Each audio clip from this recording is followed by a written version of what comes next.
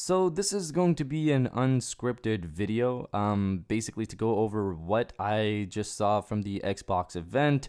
So no script here, it's just me kind of talking. So if you're not into that, of course, by all means, go to your next video. But if you're down to stay here with me and go over what we saw, I have some opinions, and let's just go into it. So right off the bat, after finishing the event, and these are my fresh thoughts.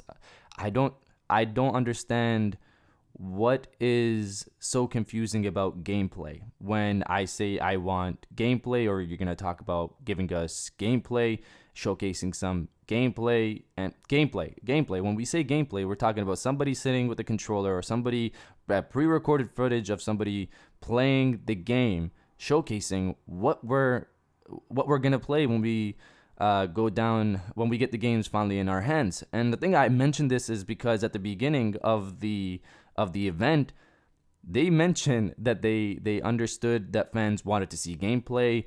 We heard the fans. We basically listened to the fans, and yeah, this is gonna be gameplay. So when I heard that, I got like a confirmation. I got an excitement that, hey, we're gonna get some gameplay. I'm excited, man. Let's watch this.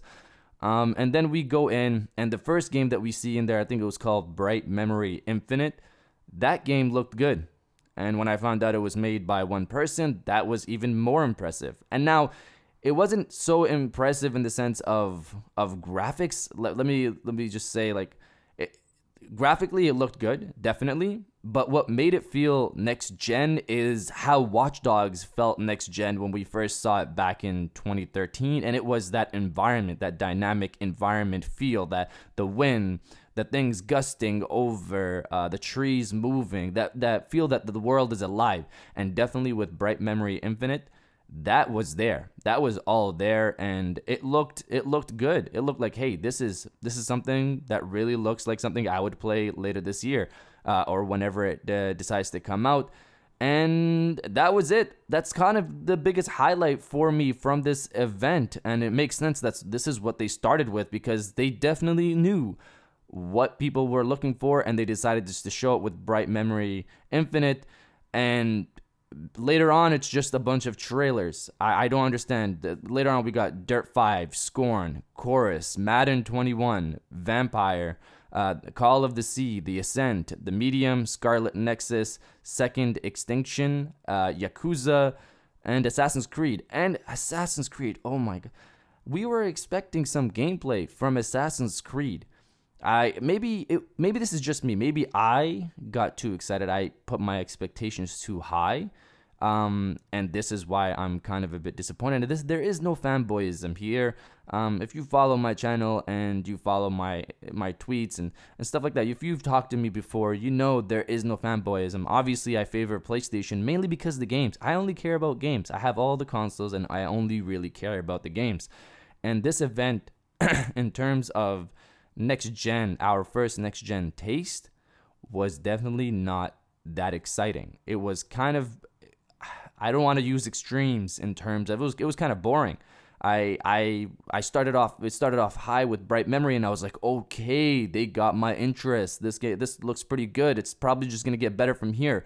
And what was up with this list? It seemed like a lot of indie games here, and I know indie games were expected, but like, wow, I didn't expect this to be the majority of the list. I from the list that I made on Wednesday, I believe, some of the stuff in there, like Outriders and Cyberpunk, that was like, hey, this is for sure gonna be at this event for third parties. Why wouldn't it be there? And above all, even if they showed Outriders again, and if they showed Cyberpunk, it seems like it was just gonna be some more trailers. And honestly, a lot of the stuff that I've seen here, and I get that these are cross-generational, and these are going to be on current gen and next gen hardware, but it's just like, I get the cross-generational aspect of it, but I expected something to make me be like, oh my god, this is next gen. And I know we're going to be getting some more things from Xbox in July. They said that they're going to bring their first party over there, and I expect that to be that big jump from Xbox first party. I expect them to take the full power of the Xbox and showcase something really amazing with that. So I can't wait for that. But this is something to Sony. When you guys do your first reveal for the love of God, please provide us with some gameplay.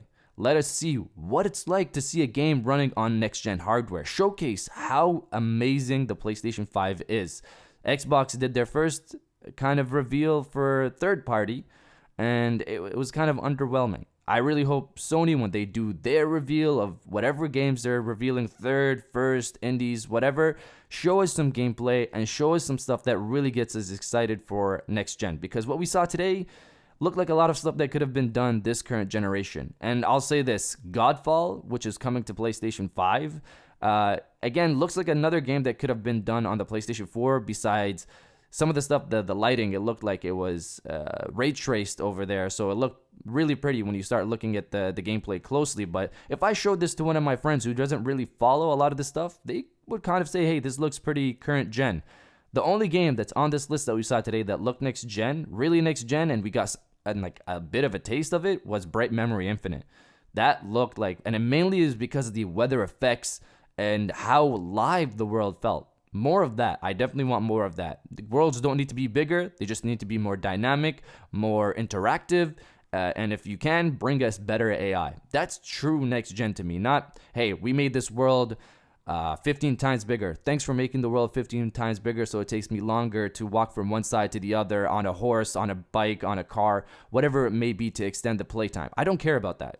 Give me a more interactive world, a more immersive world, and that's what I want. That's what I expect from next gen.